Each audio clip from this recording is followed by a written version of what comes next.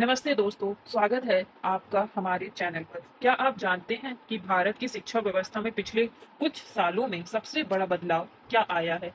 Yes, I am talking about the national education policy 2020, short form जिसका है NEP 2020। अगर आप एक टीचर हैं, पेरेंट हैं या स्टूडेंट हैं, तो इस नीति पॉलिसी को समझना आपके लिए बेहद जरूरी है।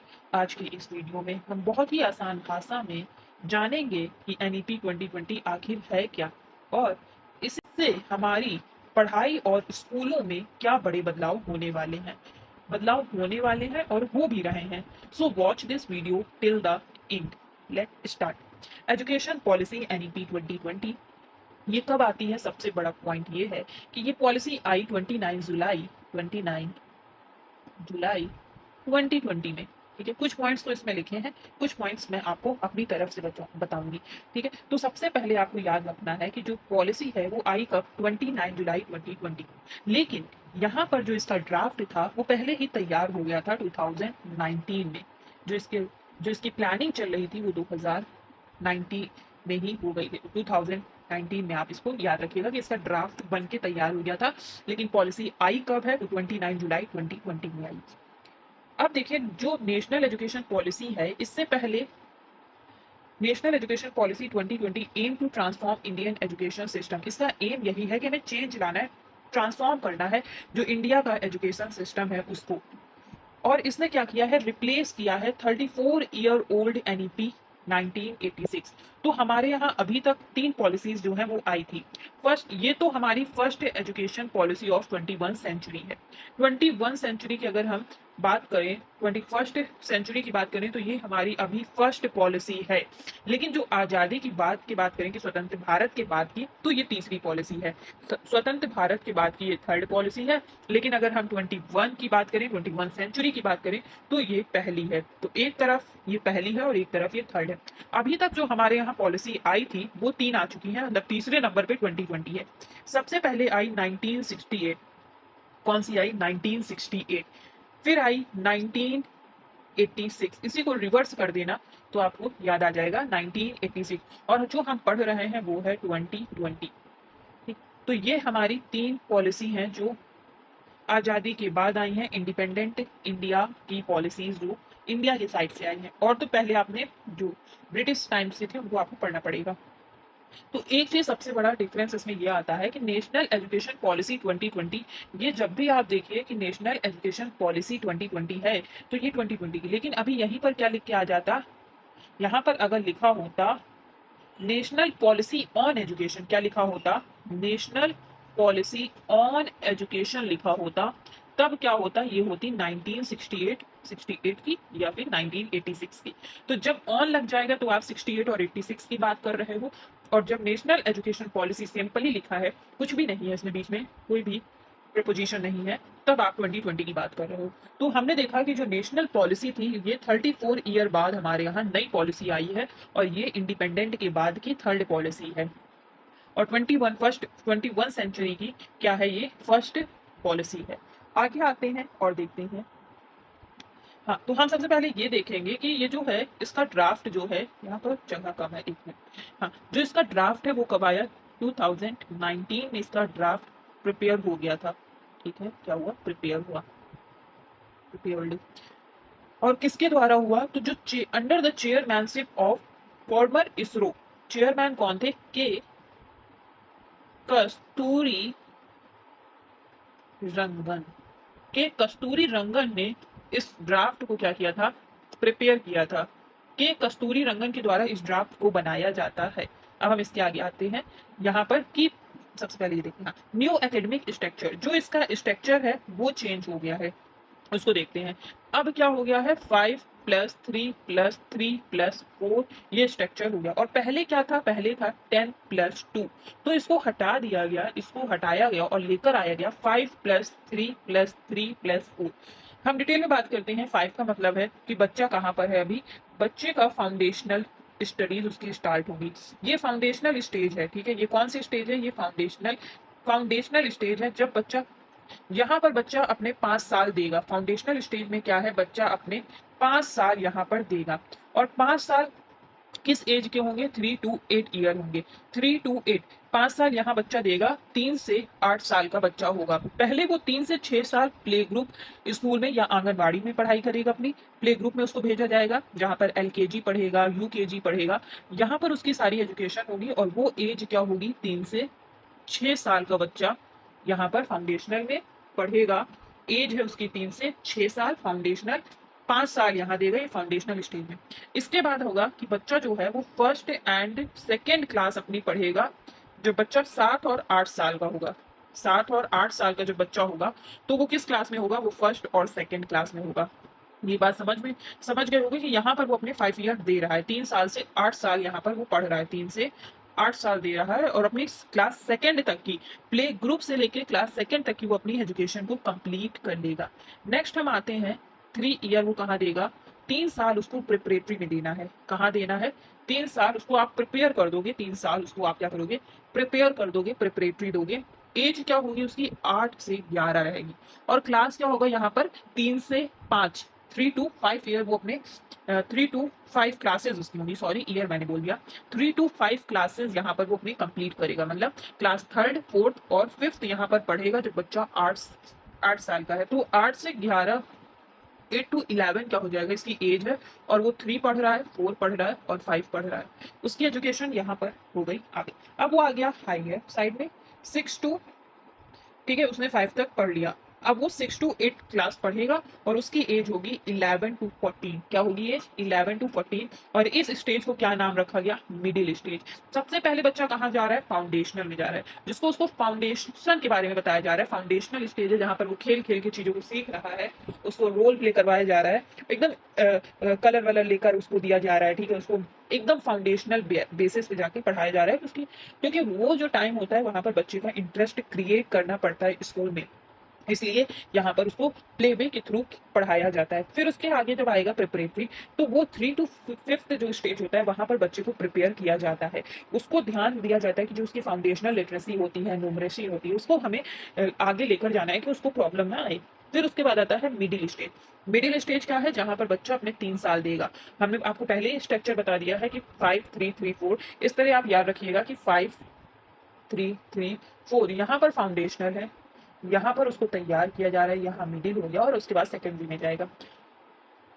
तो मिडिल स्टेज में क्या है कि बच्चे की एज कितनी है? 11 से 14 साल का बच्चा है। तो यहाँ से उसने शुरू किया, एज क्या थी?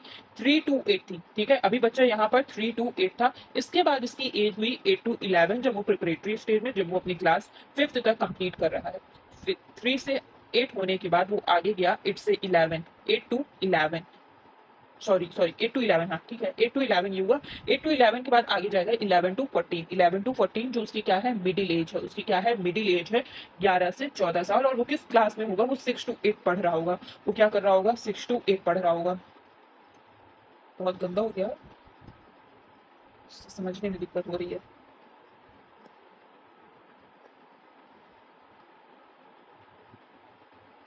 ठीक है, तो यहाँ पर आपको एज जो मेन है वो याद करते हैं। ठीक है, तो सबसे पहले हमने देखा कि जब बच्चा फाउंडेशनल में, तो उसकी एज क्या है? 3 से 8 है। और क्लासेस क्या होंगी?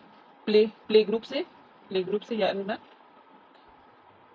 सेकेंड क्लास तक। ठीक है, सेकेंड क्लास से, प्ले ग्रुप से। फिर 8 हो गया उसका। 8 से 11, 8 से 11 एज है। और कब तक पढ़ेगा यहाँ पर? 3 to 5। प्ले करके करवाना, डिस्कवरी, इंटरैक्टिव लर्निंग ये कराना है। फिर आ गया middle, third year middle. Middle में उसकी एज क्या होगी? 11 to 14। अभी हमने पीछे पढ़ा ना 8 से 11, 11 to 14। क्लास क्या होगा? 6 to 8, 6 to 8 यहाँ पर उसका कंप्लीट हो जाएगा।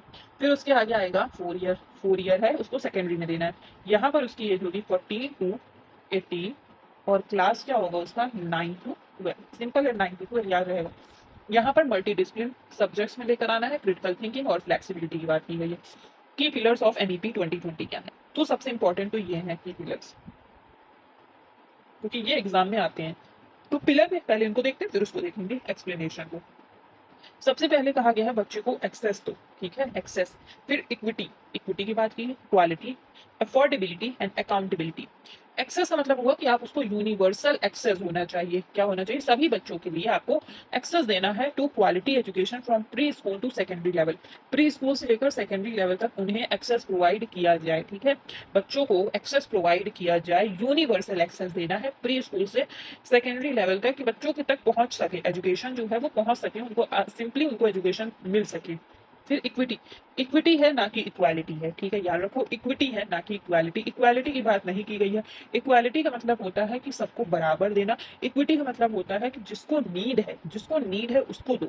ये नहीं कि सबको दे दो। जिसके पास पहले से है उसको देने का क्या फायदा, जिसके पास नहीं है उसको दो। ठीक है, जिसके पास नहीं है उसको दो, तो उसकी वैल्यू रहती है।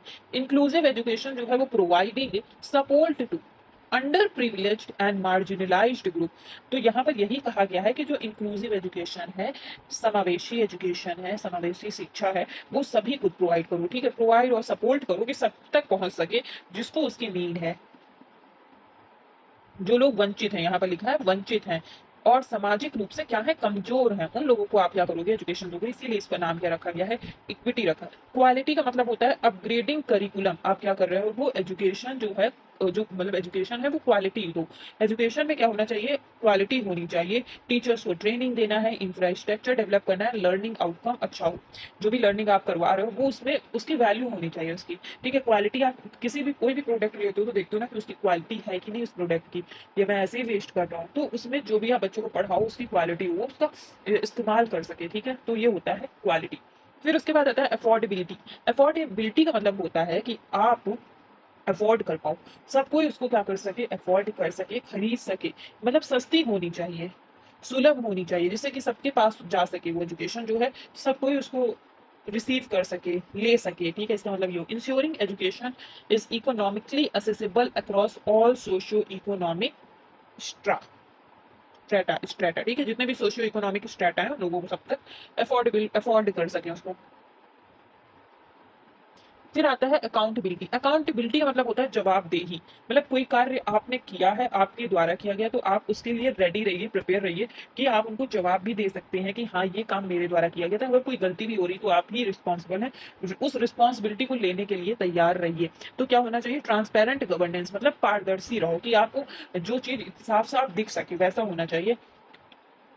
Self evaluation, institutional self evaluation. तो ये 5 पिलर्स आपके हैं। असेस कर सको, इक्विटी होनी चाहिए, अफोर्डेबिलिटी होनी चाहिए, क्वालिटी होनी चाहिए, अकाउंटेबिलिटी होनी चाहिए। अब आते हैं मेजर रिफॉर्म होते हैं स्कूल एजुकेशन में। तो मेजर रिफॉर्म्स जो हुए स्कूल्स स्कूल एजुकेशन में, उसको हम लोग देखते हैं।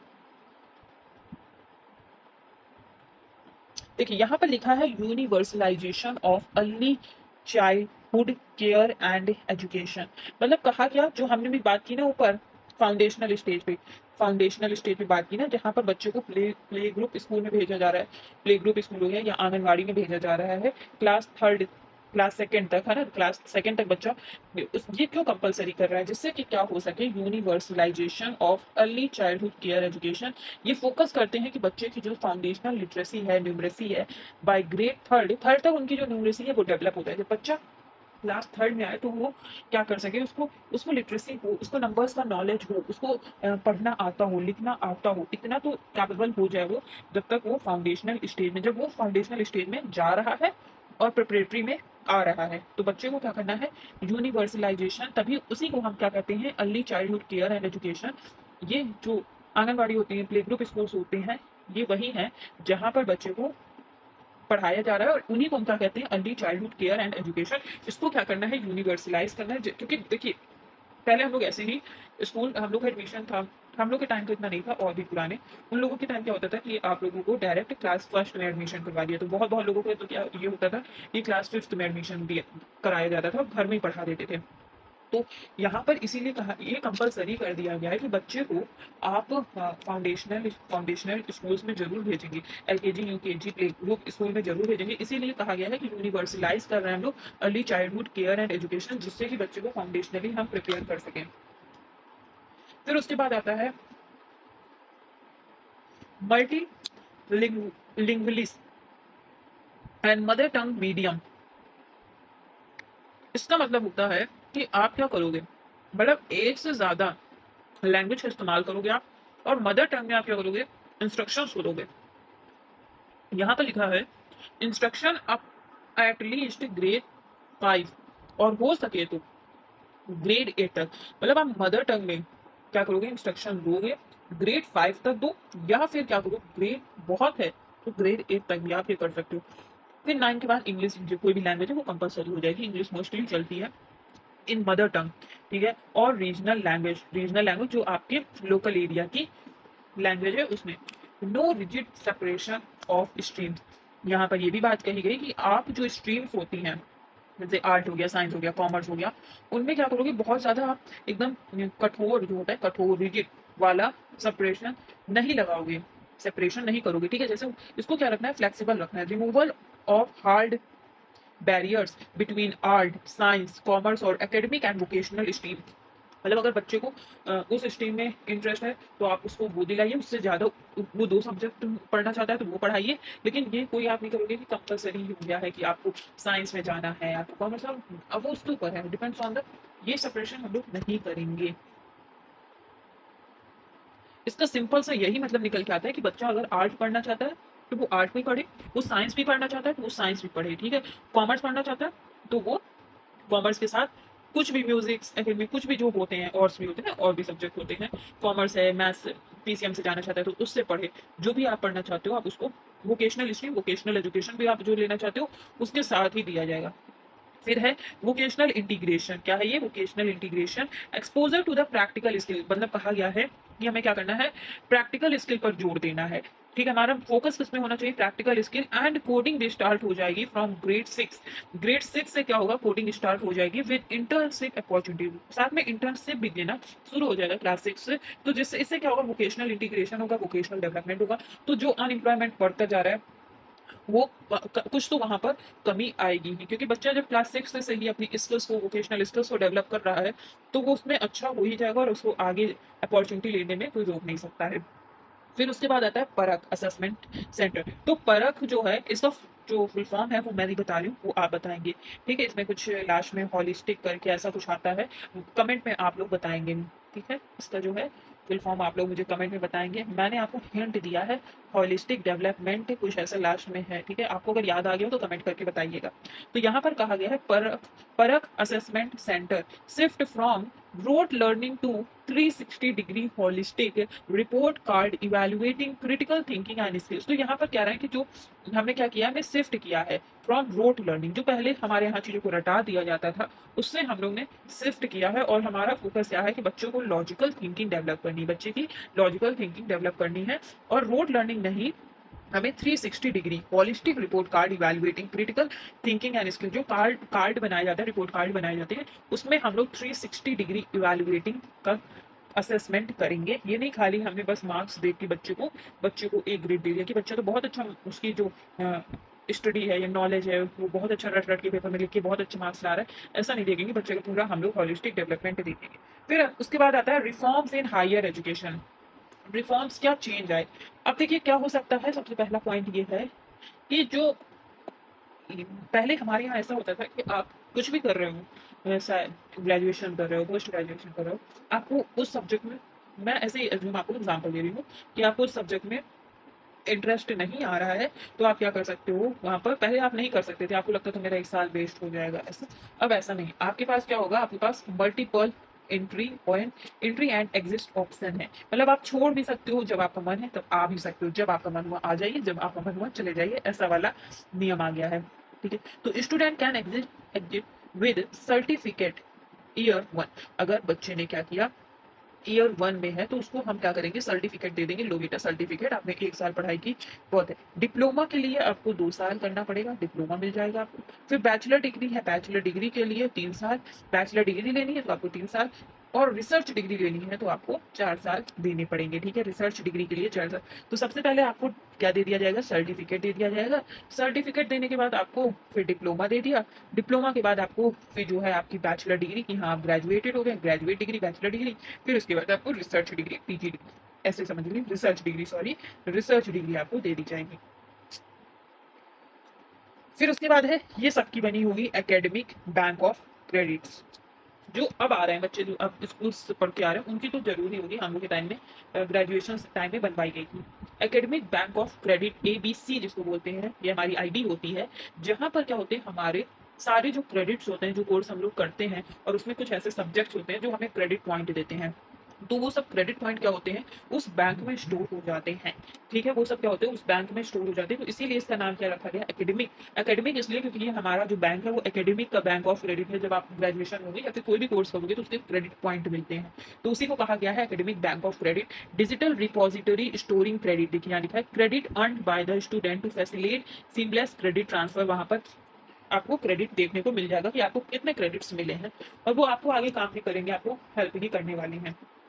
फिर उसके बाद हमारा आता है HECI फ्रेमवर्क। अब ये क्या है, HECI framework, higher education commission of India. इसको क्या कहते हैं, higher education commission of India as a single overarching regulator excluding legal and medical. मतलब ये जो है ये क्या करेगी, ये रेगुलेट का काम करेगी, क्या करेगी, रेगुलेटर का काम करेगी। ठीक है, ये क्या करेगी, रेगुलेटर का काम करेगी।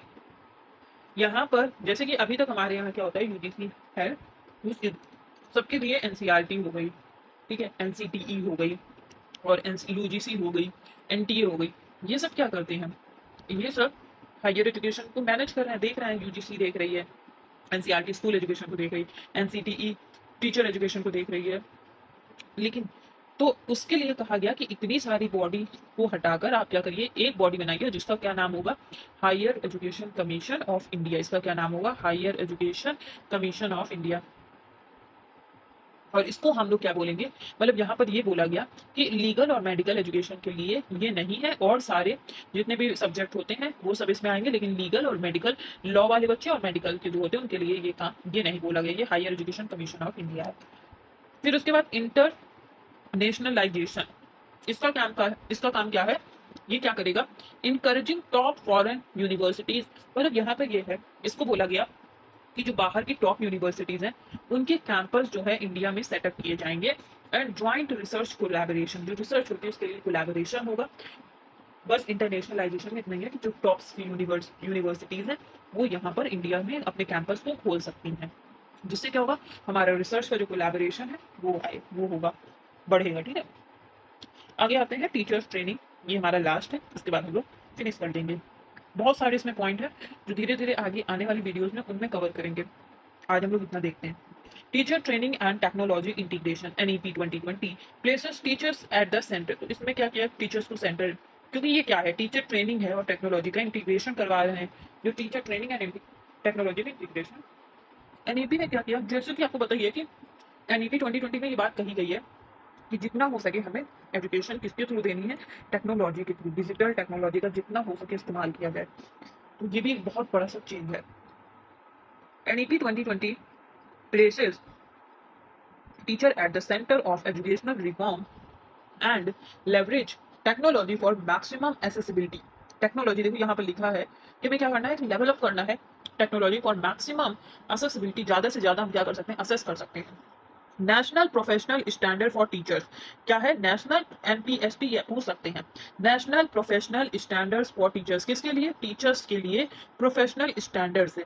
स्टैंडर्ड्स फॉर कॉन्टिन्यूअस, यहाँ पर बोला गया है कि हमें क्या करना है, कॉन्टिन्यूअस डेवलपमेंट करवाना है ऑफ एजुकेटर का, ठीक है, लगातार, जिसको हम लोग क्या बोलते हैं, CPD कॉन्टिन्यूअस प्रोफेशनल डेवलपमेंट। इसलिए हमने क्या क्या मेंटेन किया है, national professional standards for teachers.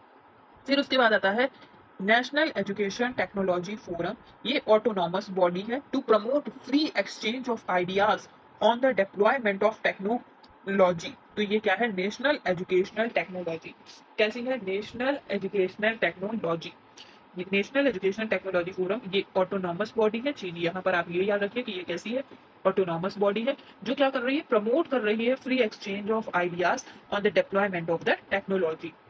फिर लास्ट आता है हमारा digital inclusion, expanding online platform. हमें क्या करना है, जो डिजिटल इंक्लूजन का मतलब वो कि हमें ज्यादा से ज्यादा क्या करना है, एक्सपेंड करना है ऑनलाइन प्लेटफॉर्म, जैसे कि स्वयं हो गया, दीक्षा हो गया, and building virtual labs for practical learning, और वर्चुअल लैब्स भी बनानी है जिससे कि क्या करवा सके, प्रैक्टिकल लर्निंग को एक्सपेंड किया जा सके, ज्यादा से ज्यादा बिल्ड किया जा सके।